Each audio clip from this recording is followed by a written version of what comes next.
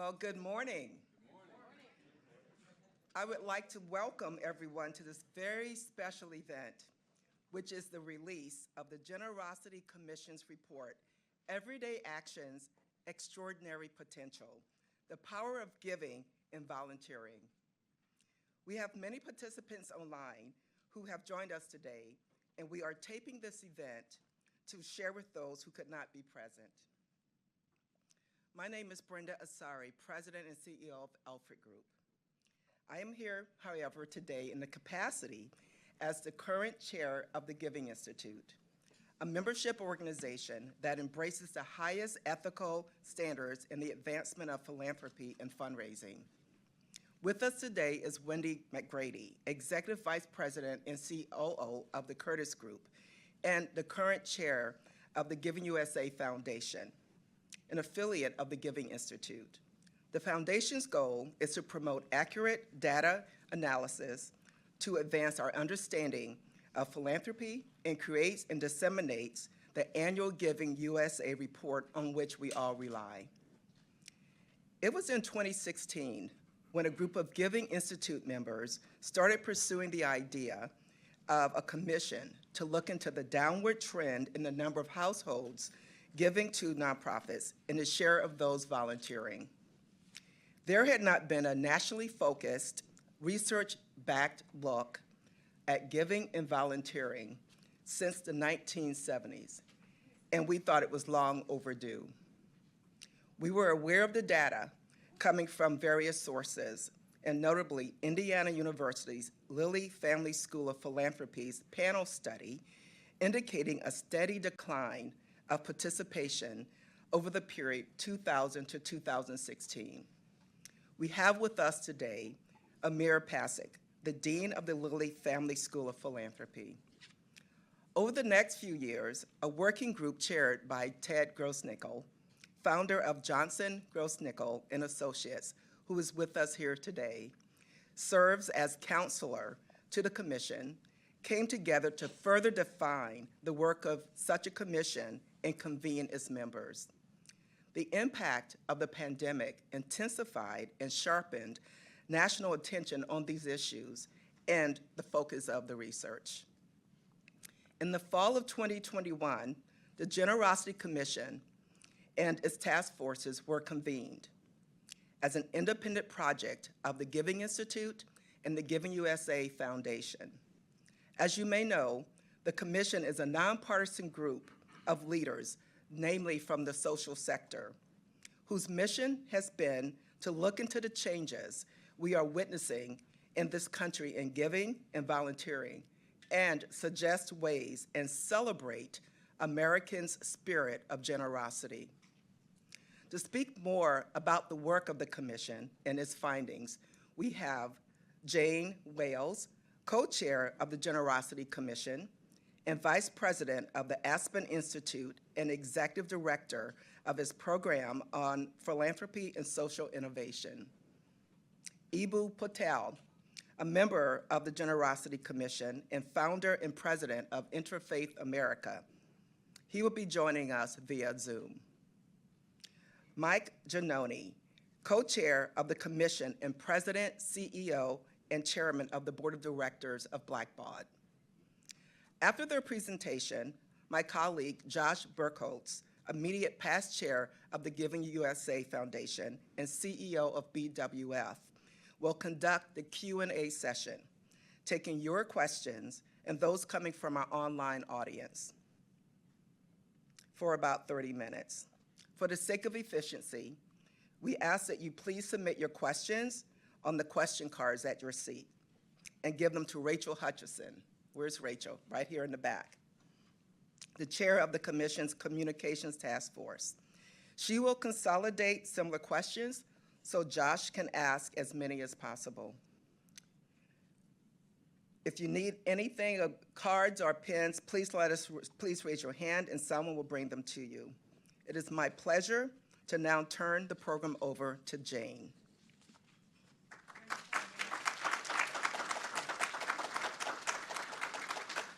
Let me just say that there are no better partners in this world and in this space then Brenda and Josh and Ted and other members and leaders of the Giving Institute and Giving USA. And it's been a sheer joy to work with Mike. Hey, Jacob, he wrote a great book, so when we're finished, get Jacob Harold's book. But, you know, I didn't know Mike Giannone before this. I knew of him by reputation as the CEO of Blackbaud, but he is a great guy. So if you ever want a co-chair of anything, he's your man. He's your man. I mean, just to give you a bit of the background of our thinking, we started with the proposition that that civil society was a singular asset of our democracy. I can think of no other democracy where the governance role was so clearly in the hands of both the public sector, the private sector, and what we sometimes refer to as the social sector or charitable sector. I often think about, I remember a few years ago, for example, when students were able to overthrow a government in Tahrir Square in Egypt, but then weren't ready for the day after because they hadn't learned a democratic decision-making. They hadn't built leaders because they didn't have as a robust civil society as we have. So I think of civil society as where democratic decision-making is practiced. Where folks come together to solve shared problems or to steward community resources. And in the process, those people build trust, they build community, they build the capacity to self-govern. And powering civil society, of course, is the everyday giver. It's sort of middle-income givers, who some people call them checkbook givers, who volunteer they coach the Little League. Right? I mean, I'm looking around at people and I know what they do, so it's me. But you know, they'll mentor struggling youth. They'll give to the Women's Center locally. They'll put a couple of dollars into the collection plate on Sundays, and they'll put some money in the Salvation Army kettle outside of Macy's at Christmas time or wherever. Ken Hodder, who is the boss there, I tell him that I learned how to give when I was supposed to put a nickel in. Please put more than a nickel. I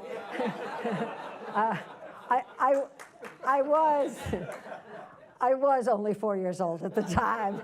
And that was my whole net worth. So just know. But I think what's important is that, you know, folks build community. They build trust, and we all worry about the trust deficit in our country. And they build that capacity to self-govern. These individual, everyday givers, everyday volunteers that make such a difference. They also gain something from the process. They gain their own sense of connectedness, sense of purpose, and they'll always tell you a sense of joy that comes from it, that feeling that comes with giving time or treasure. Yet their numbers have been falling precipitously over decades.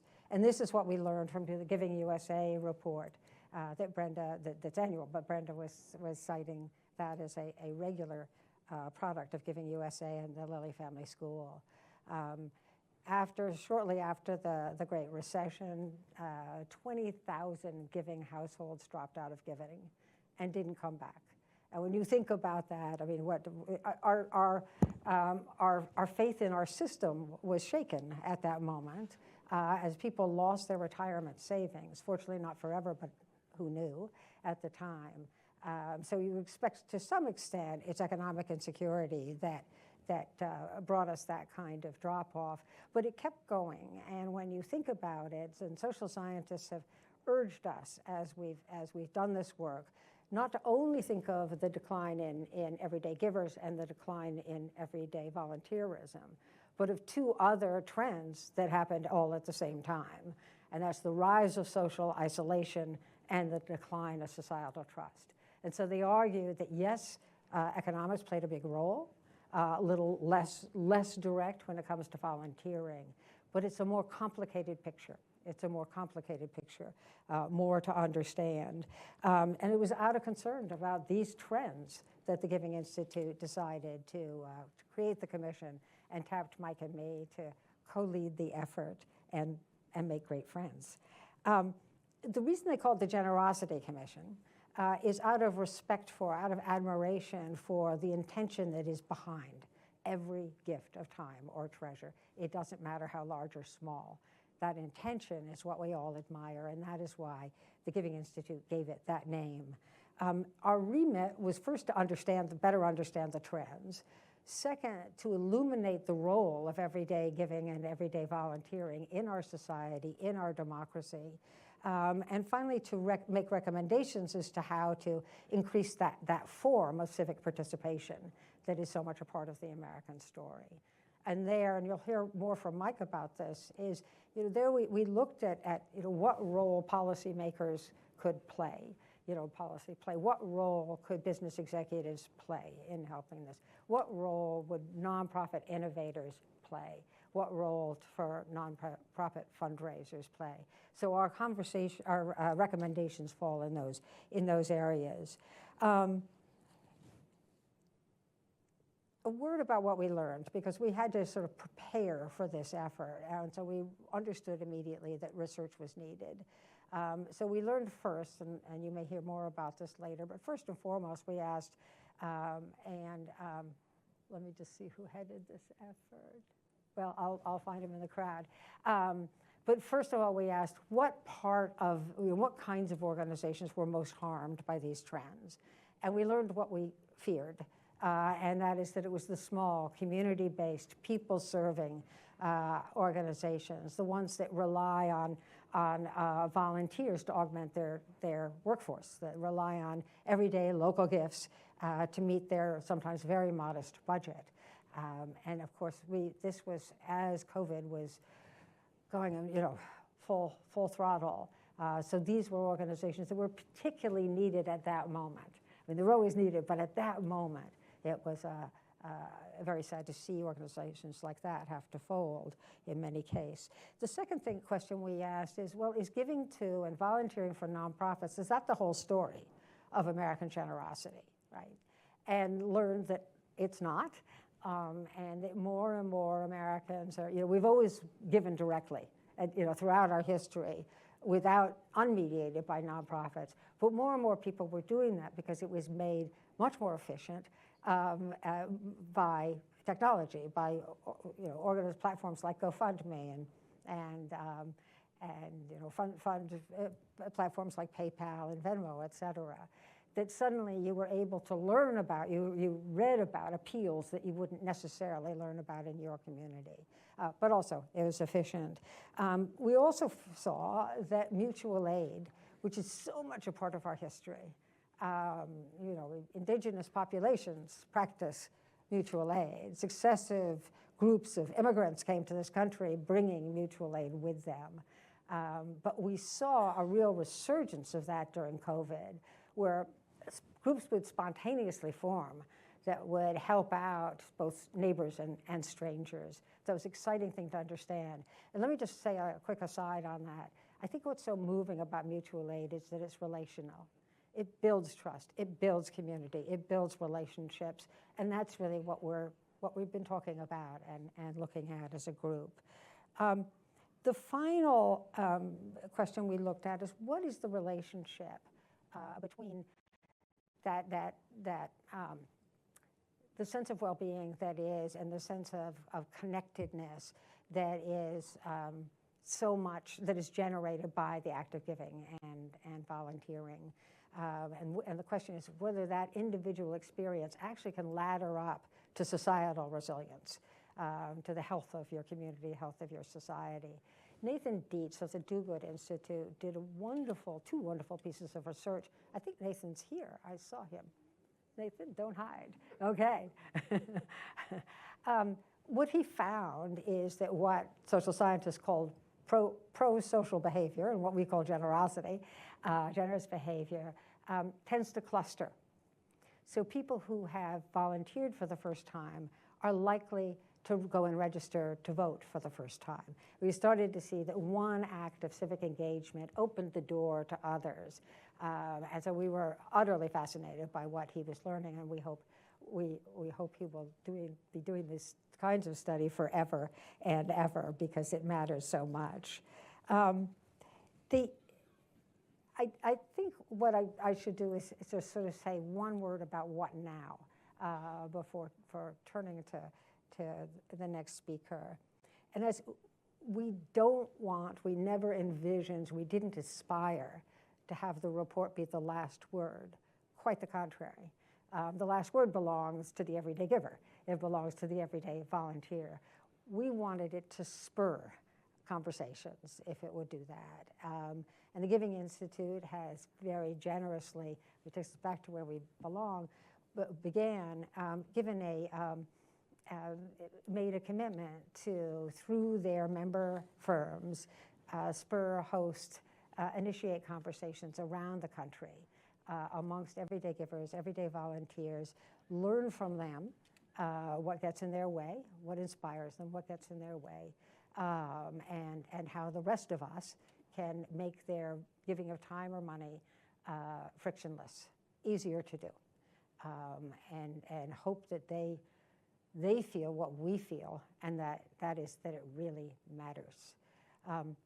One last thought regarding the folks this is about and for. We had a partnership with Hadaway Communications that conducted focus group meetings with everyday givers. We learned enormously from them. We had many folks, experts, give testimony.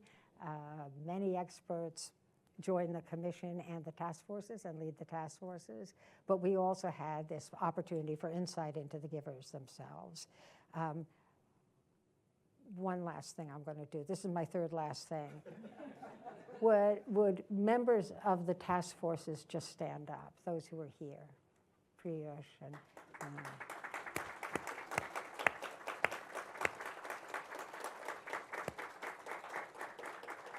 just to know that throughout our work, we have engaged with 191 people. And that's probably been the most joyous part of it, because there are 191 incredibly committed people who care about our society, care about our democracy, and it gives you a lot of hope about our world. Thanks so much. Okay, let's hear it. Hi, friends. My name is Eboo Patel. I'm a proud member of the Generosity Commission. I'm the founder and president of an organization called Interfaith America. I'm so sorry I could not be with you today, but I'm thrilled to be able to do this presentation over Zoom.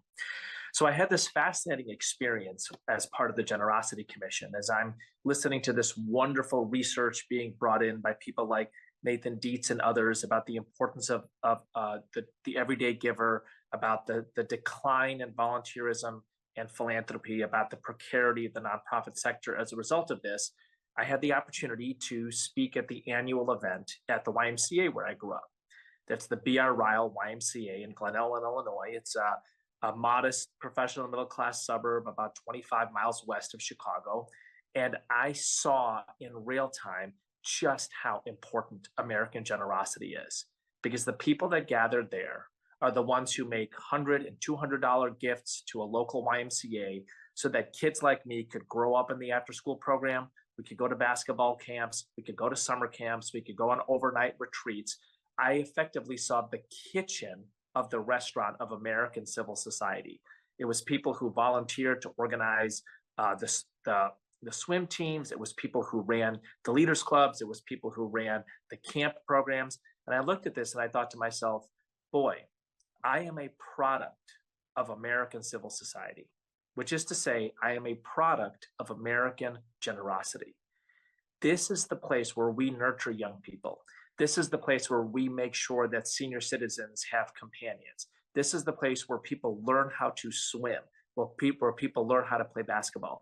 This is the place where we cooperate across our differences.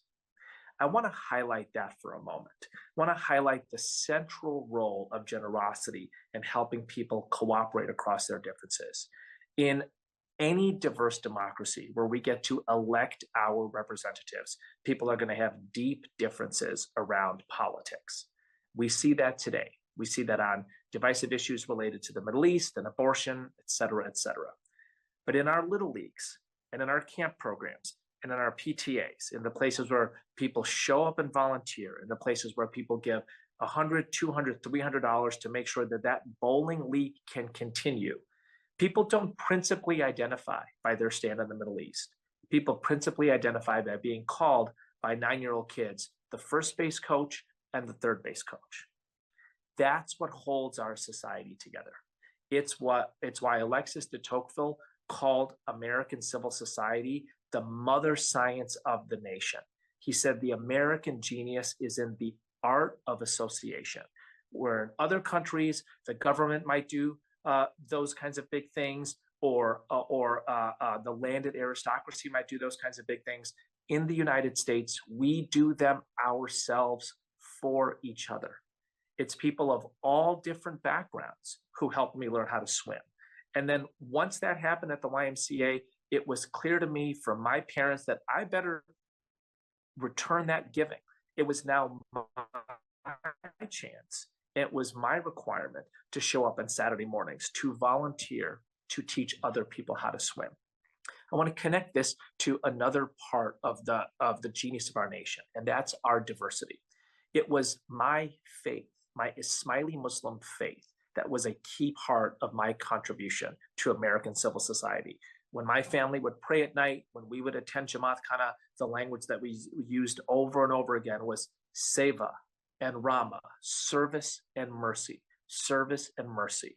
We are inspired by our particular identities to bring our gift of generosity to the American fabric. And that's another reason that generosity is so woven into who we are as a nation, because it invites the best of our diversity in a way that is modeled by a potluck, not a battlefield or a melting pot. The only way to have a functioning diverse democracy is to have a society that invites people to bring the best of their identity to the table, to mix with the best of other people's identities in creative combinations and enriching conversations. That is what we are doing in American civil society. That is what we do when we lift up the ethic of generosity in civic institutions like our YMCAs, like Catholic Charities, like the Salvation Army, like Habitat for Humanity. It's where I got the inspiration to start my organization, Interfaith America. How can we make sure that the inspirations of the vast number of America's faith traditions, from atheism to Zoroastrianism, our various faiths and philosophies, how can we make sure that we have an engine to channel them into benefiting the nation? I think at this point in our nation's history, we need to make sure that we are able to tap into the great potential of the everyday giver and combine that with what we're seeing in mega philanthropy. These are two positive trends, these are two positive forces.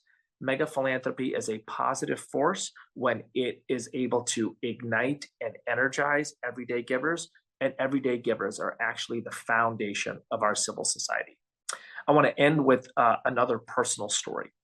And that's that my 17-year-old son, a couple of times a month, gathers a group of his high school friends and runs a program called Hearts with Arts. They take off after school and they go to a local senior center and they do arts programs. They cook meals with. They are basically companions to a group of senior citizens in in the city of Chicago. And I think to myself, now, however behind my son might get in SAT prep, and honestly, I don't even want to know, wherever he is with his calculus homework, and sometimes I don't want to know, wherever he is with his social life, that's the activity I don't want him to give up. Because that is the activity where he is contributing to American generosity, where he is receiving American generosity, whereas he is practicing his own faith as an Ismaili Muslim, where he is learning about the faiths and philosophies of this group of high school kids that goes there and the senior citizens that gather. That's the engine of our civil society. That's the genius of our nation. It is the place where we come together as a potluck nation. We give the best of our own selves. We learn about the best of other people. We cooperate to serve the common good. The only way to have a diverse democracy is to be able to disagree about some fundamental things in the realm of politics, as we're seeing in a very salient way in this presidential election, but to work together on other fundamental things. I think there is nothing more fundamental to the human condition, to our faith traditions, and to the future of our nation than generosity. And that's why I was so proud to serve on this commission. I want to thank Jane and Mike and Jerry Stead and Ted Grossnickel and the terrific staff, Susie and Kelly and all of the commission members. I won't remember all of your names or the task force members, but Asha and Ann May and Valerie and Heather, and I've enjoyed this a great deal. I think that we are doing something very important for the nation, particularly at this time. Thank you so much, and over to Mike.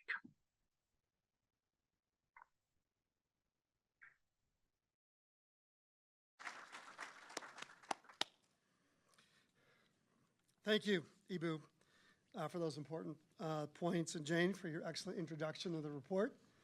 Thank you very much.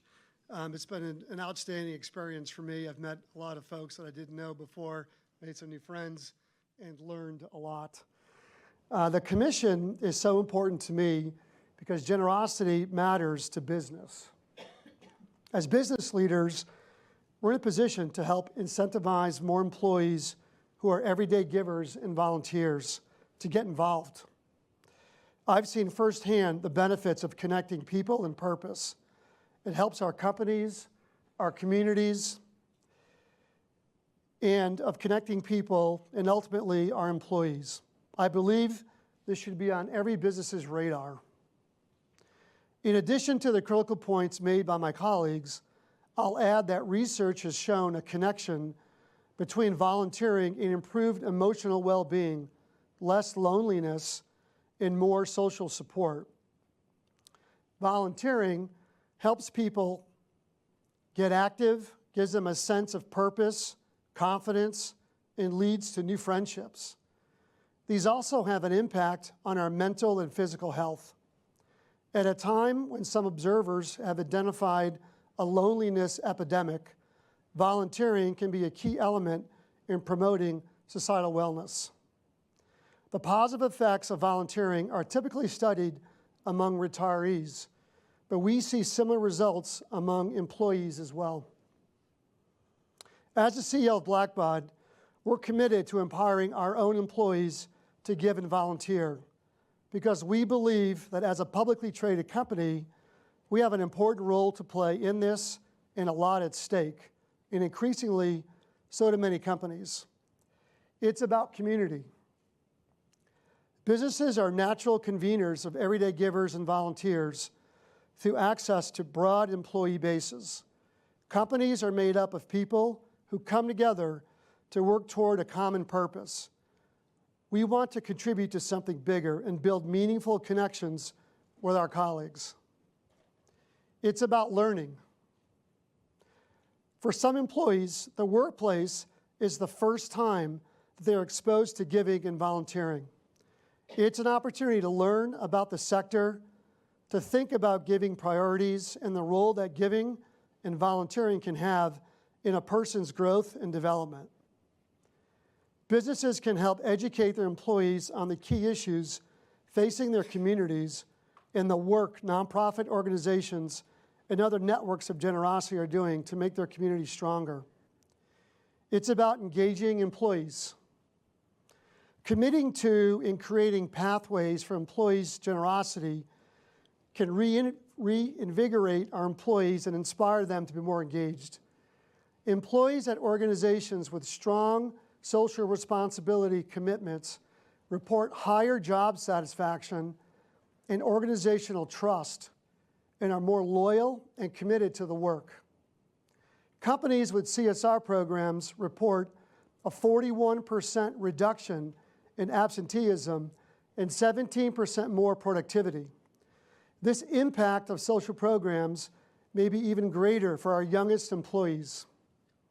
Blackbaud Institute research finds that 57% of Gen Zers say that it's important to them that their workplace has a volunteering program. It's about investing for the long term.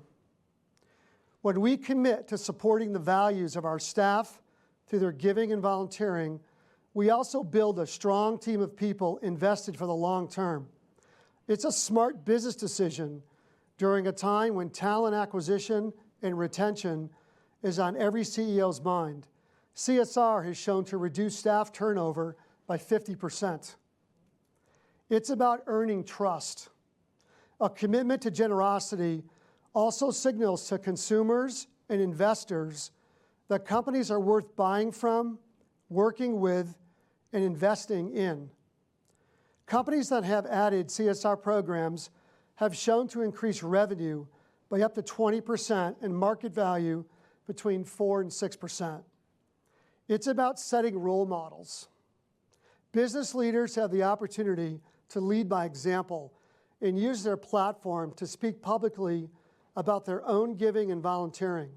Having such leaders demonstrate their engagement within their respective communities sends a message to employees that their engagement is encouraged and supported.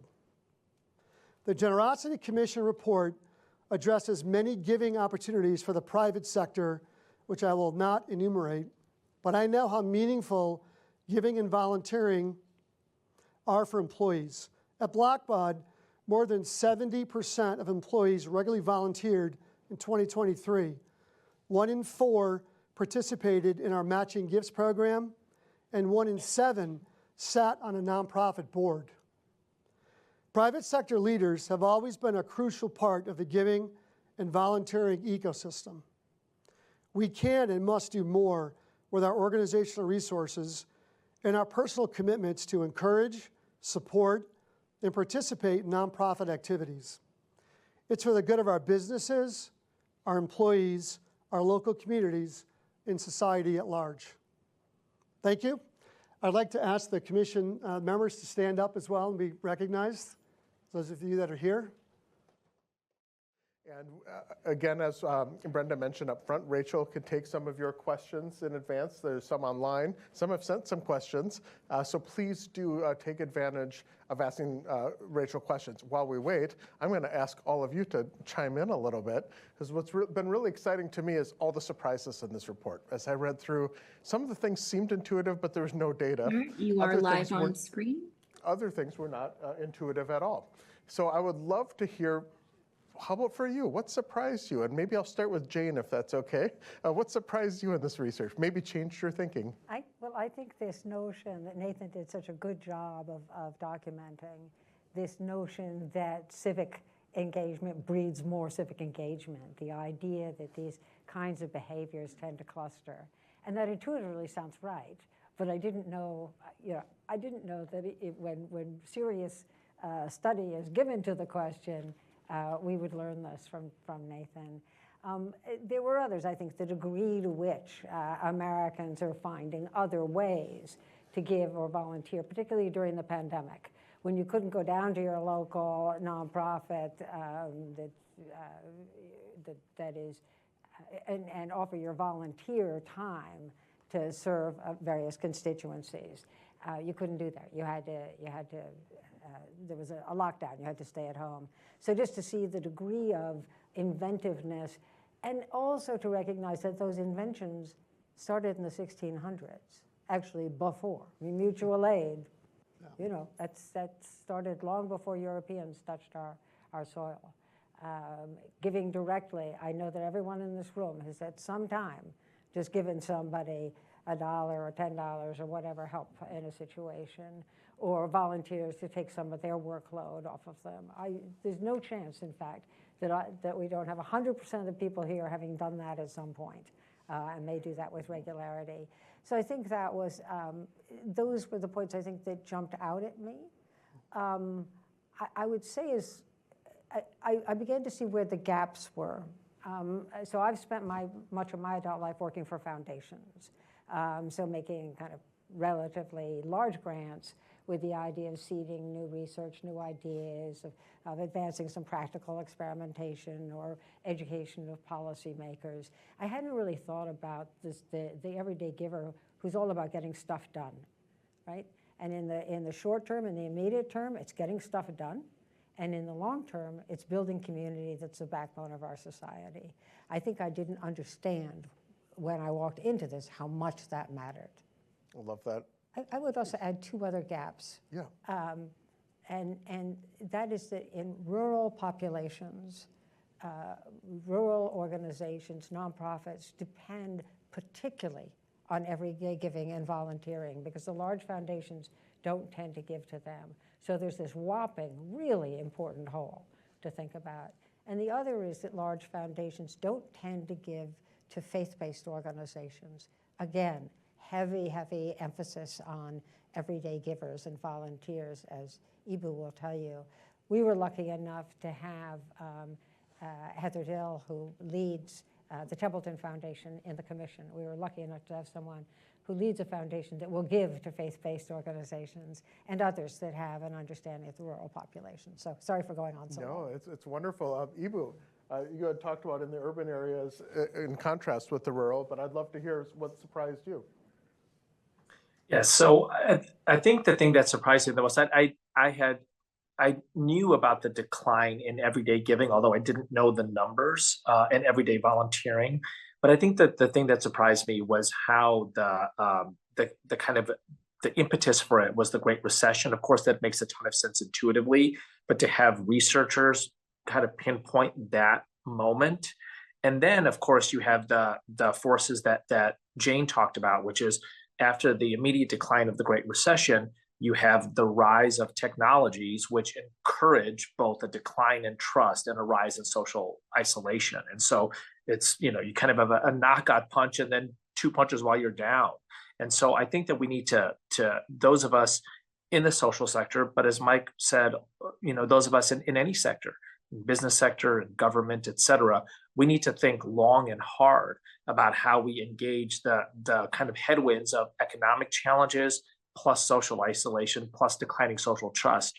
And I think one of the things that this report highlights is the importance of culture, the stories that we tell in engaging those challenges. I mean, if we're constantly asking each other, what is it that alienates you from institutions? That's not a good way of dealing with this problem. We need to be sharing stories of when we've benefited from American civil society and American generosity, particularly in those very granular ways, right? The Little League coach who made a big difference when you were 7 years old, the kind of thing that everybody can relate to.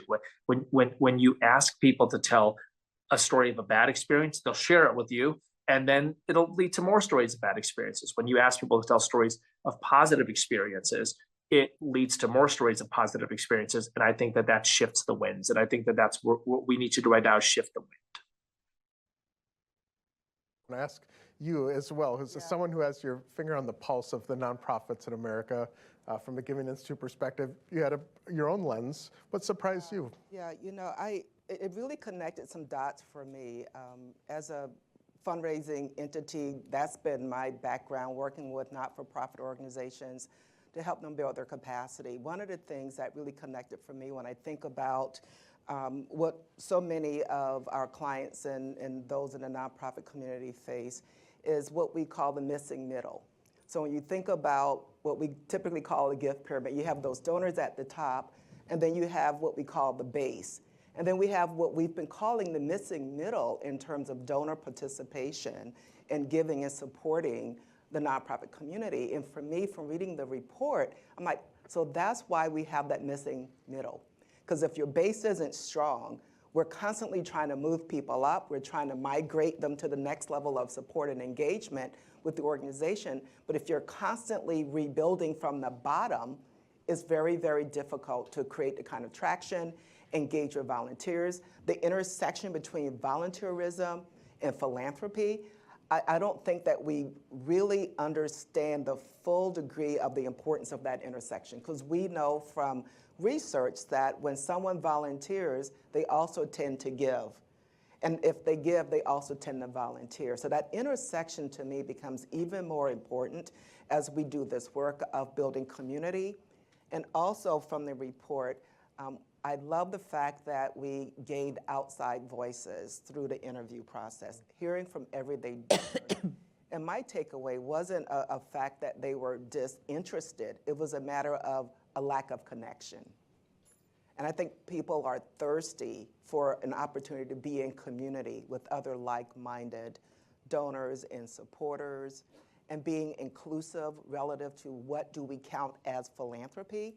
I love when we think about generosity, and for me, generosity is much more expansive. and there's a place for everyone when we think about generosity. Every dollar matters, your time matters, your testimony, your ties, your networks. So I love the fact that we are redefining generosity in a much more expansive way where people can see themselves as a part of being a change maker. Thank you, Brenda. And Mike, certainly I'd love your perspective as well. Certainly you're a CEO of a publicly traded company, but one that's had a long history of putting this community first, trying to advance the people that are advancing our world. What surprised you from your perspective? Yeah, I wouldn't call it a surprise, but I think it was a spotlight on something that the report makes clear that I think we saw throughout this process, which is that this environment is one interconnected operating system.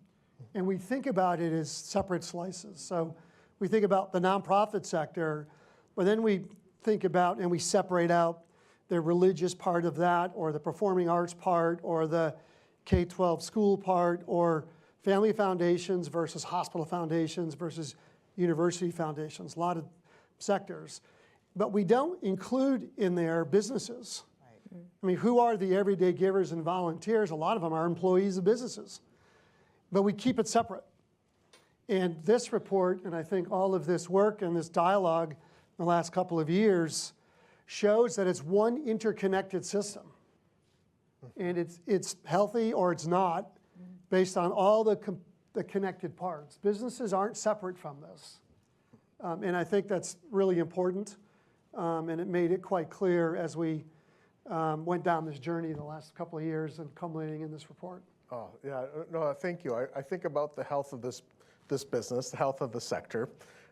From a Giving USA perspective, a view that I've had a really close look at, we've only had 4 years where the total dollars declined in the last 40 years.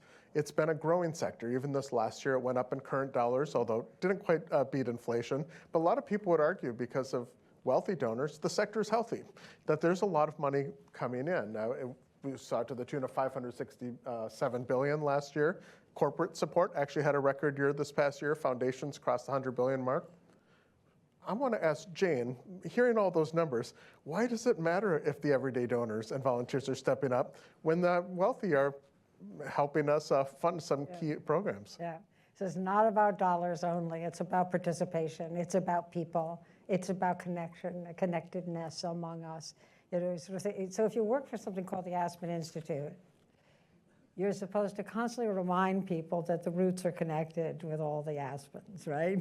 Well, that rings true for it's a Blackbaud perspective is this, and Aspen Institute involves roots that turn aspen trees into weeds. But in any event, I think that the emphasis on participation is what attracted both Mike and me to this engagement, because it mattered. It was something so much larger than is there enough cash to go around. Yeah, no, thank you. And harder to fix. Harder to fix. Yes, because it's one person at a time. Yeah, I mean, closely related to that, these organizations, it's very easy to want to just focus on the high net worth at the expense, and certainly. And one thing that I found to be really challenging is working with the nonprofits to convince them, no, this is important. And Ibu, actually, I'd love to have you weigh in on this if you could, because we have to walk this fine line, with nonprofits who want to focus on the major gifts. How do we do that without alienating the everyday donors and having them really be a part of this conversation?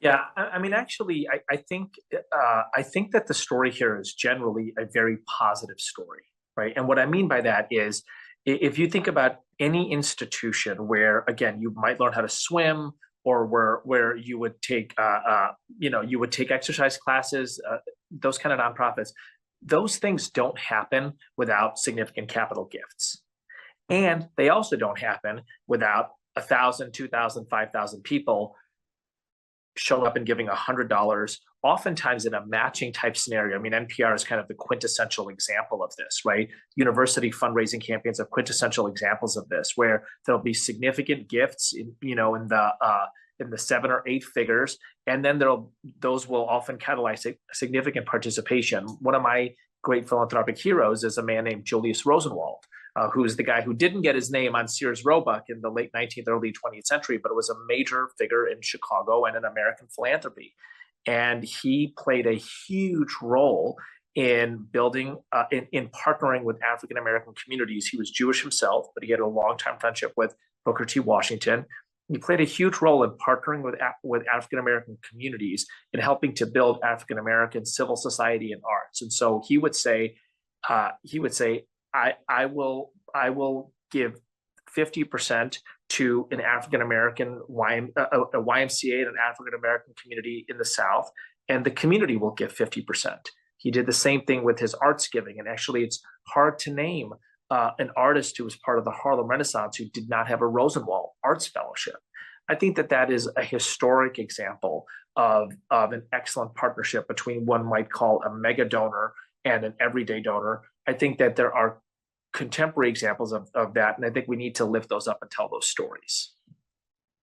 I want to Oh, add please, to that, yeah. because I've always been struck by the fact that it's an organization, the Giving Institute, which is made up of fundraising firms. Yeah. And so I wonder, why do they care? And a big piece of it is they understand that when you're told when a development director is told you've got to raise $12 million in 6 months, they're not going to raise it with $25 gifts, right?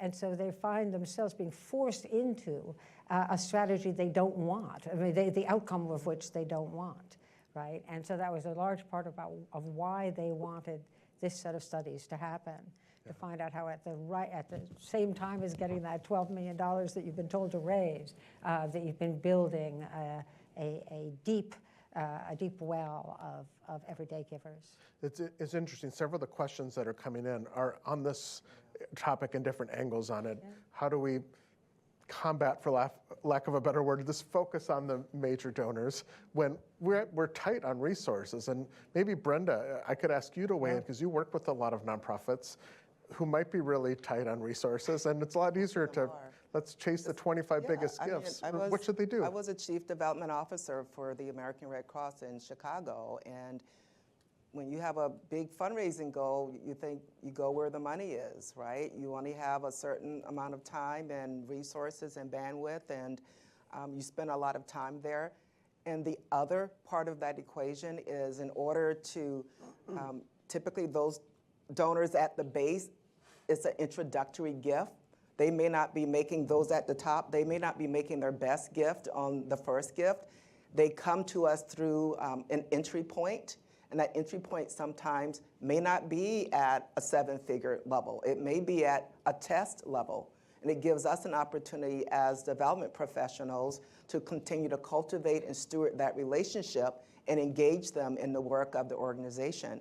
And there is a tension because your major donors come from everyday donors. Oftentimes, those are the donors that you may not even recognize as your major donors, or your planned gift donors in terms of opportunities. So again, there is a tension, and you have to do both, focus on the top, but also have creative, engaging strategies for your base to continue to engage them in your organization so that they can understand how they can continue to be valuable as a part of advancing the mission of your organization.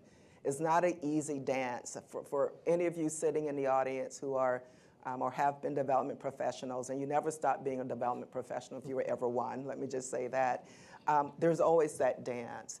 And the value for what I feel is the value of the everyday donor is building community, building ambassadors, building champions for your work, and almost creating this movement where you have every donor being an advocate for your organization, because you don't know what rooms they may be in. It's really interesting. One of the stories that Alpha Group that we've had as a part of our history is our work with the Kroc family. And when one of the biggest gifts were made, it was really made through a relationship with Mrs. Kroc's hairstylist. and it's one of those, she was just a donor at that time. And again, she's just a donor. She was also a donor with a key relationship that development person was able to create a pathway. That individual opened the door. So everyday donors for me is building community, is building those advocates for your organization, is building community. And we don't want to leave those donors behind because oftentimes they are the foundation of most development fundraising programs. So again, it has to be both working at the top, but also being care and feeding of your broader base and everyday donors as engagers. Yeah, please, I'll add go ahead, too Brent. that it has to be both, and Yeah. Ibu mentioned this too. It depends on the type of institution where there's a life cycle here, where if you're building some infrastructure. So I'm on the board of the International African American Museum that just went live in June, so we're open 15 months in Charleston. If you go to Charleston, you have to visit this place. It's outstanding. I'm on the board for, I don't know, 8 or 9 years. And we raised over $100 million to build this. And we knew we weren't going to go to 100 million people and get $1. Yeah. And so the life cycle of building an infrastructure was all major gifts up front. But then it's membership and everyday donors, right? Because now we're still focused on major gifts, but it went through a life cycle over a decade. It opened in June, started 18 months ago to build membership and everyday donors. The doors opened 15 months ago.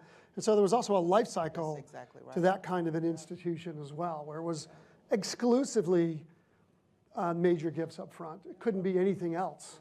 But then it moves into both. Well, you want those donors to also feel that they are part of the work and a part of Right. the fabric of that organization. So you have ownership across the community. This is so wonderful. I'm thinking of a conversation I had with Jane, if you permit me as the moderator to weigh in a little bit as well. I think you're so spot on. We had talked beforehand about the agency. And when you're a major donor, $1 million, $100 million, it's not difficult to feel I can be changing the world. I'm having direct impact. But if I'm giving 50, am I really changing the world? When I'm recycling, am I really saving the planet? The Think Global, Act Local. And the reality is the agency comes through the community. I know in some of the research I've seen around this, or when donors are friends with each other, their giving continues over time, their lifetime giving. Nothing else but the social connectedness, which is such an important finding in this report. Another aspect, which I think will pivot me to a question for Ibu, is some have raised the connection of decline in religious affiliation and activity, seen as, I remember the Lake Institute several years ago put a report that religiously affiliated individuals give more to secular charities. So the questions have been asked, have the declines in religious affiliation, how are they playing a part in these trends? Ibu, would you weigh in on that? Yeah, I mean, I think this is a major issue, right? And I run an organization called Interfaith America. We celebrate the contributions made by diverse faith communities to the American civic fabric, and particularly the cooperation amongst them. And one of the things that I often do in my talks is I say, imagine every institution founded by a faith community in your city disappears overnight. And let's take a walk in the morning and see what's gone. And it's not just the synagogues, churches, and mosques. And those being gone is a tragedy, right? But it's also a lot of the colleges and universities. It's a lot of the hospitals. It's a lot of the social service agencies. It's a lot of the places that support the arts, et cetera. So in my city of Chicago, Northwestern University is gone, founded by Methodists. Loyola University is gone, founded by Jesuits. Both of those universities have major hospital systems, gone. Rush Presbyterian Hospital, gone. The University of Chicago, gone. It was founded with John Rockefeller's money, inspired by his Baptist faith. The largest social service providers in America after the federal government, Catholic Charities, and the Salvation Army. It is absolutely the case that our faith communities play an outsized role in American civil society. And when fewer and fewer people are involved in those faith communities, American civil society is going to suffer. And when you think about what's happening with a set of faith-based schools right now, when there are fewer people going to church on Sunday and putting $50 in the basket, there's less money for the school that church supports. So I think that we are going to have to face up to this, We're going to have to face up to this challenge. And we're going to have to do something about this. Now, listen, no trend in American life is permanent, right? And so if you look at the last 100 years of religious participation, and of course, it's Robert Putnam and his colleague David Campbell who've done most of this work, in addition to David King and the Lake Institute and their really important work there at the Lilly School. But you'll see religious participation over the course of the 20th century. It's not a trend line up or a trend line down. It's like, the Rocky Mountains. It's like up, down, up, down, up, down. So we're in a downswing right now. It's not just a downswing in belief, it's a downswing in belonging. There are fewer joiners. My hope is that we kind of collectively wake up in a country and realize, hey, I would rather join something than be lonely. I'd rather cooperate with people than be constantly in conflict with them. And we have a resurgence in American civil society. It's happened before and it can happen again. And I think the great hope of the Generosity Commission in this report is that this serves the kind of role that, a Habits of the Heart served in the late 1980s, which is it's a fountainhead for that kind of revival. Appreciate that. And maybe a little follow-up on that question, if you don't mind. I noticed in much of the report, there was mentions of it's uncomfortable for Americans to talk about money and giving with each other. And a lot of those in the faith communities saw giving demonstrated through modeling. They saw their parents give to their church, synagogue, mosque. They had a type of modeled philanthropy. Whether or not it's in our agency to reverse religious declines, all your points being held, are there other ways, and maybe I'll open to whoever on the panel wants to respond, and maybe Ibu, if you want to respond to this, are there other ways that we can build modeled philanthropy for youth moving forward? Well, we were all, as young people, exposed to this. I mean, I'm interested in the number of people who've referred to coaches in school sports. I think most of us aren't aware of just how connected how much of our lives have been affected and touched by that kind of generosity, of volunteerism and local giving. It's just so much part of our lives. So I'm not sure that we want to do something new and different, except understand that technology is a different set of tools than we had when we were, well, at least Mike and I had when we were little. And so now he had to run, in essence, a technology company. Right, so he's in a different place than me. But there are different ways we engage, but you kind of can't make it to age 4 without being touched by it. Yeah, that's right. You see the little sticker behind the register, your parents giving $1. It's a good example. Coloring in your little chili for St. Jude. Yeah, Mike, please. I mentioned this in my opening remarks where, for employees, their first job might be their first opportunity to get exposed to volunteering and giving. And businesses play a huge role in that, right? When, either after high school or after university, if you join a company and it's a part of the social fabric of a company to volunteer and give back, and you're connected in an affinity group or like groups in your company, it's your first potentially exposure, because you might not have it at a young age like you did. You might not have it, but you will have it at work. And then it will become important to you at work because your coworkers are involved and your company is involved, and they promote you to make your independent decisions on where you would like to go, and they help you volunteer. There's a matching gift program, might help you get on the board of a local nonprofit, and drive your connection to your community. But businesses play, I think, a huge role in that.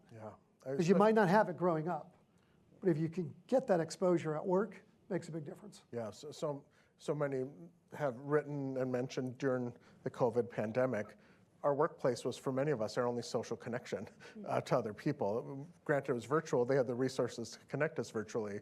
So many of our behaviors are observed and modeled through our workplace. Really solid points. I want to get to a question from the studio audience, the in-person group. John Brothers was asking, I think it's a question for you, Jane.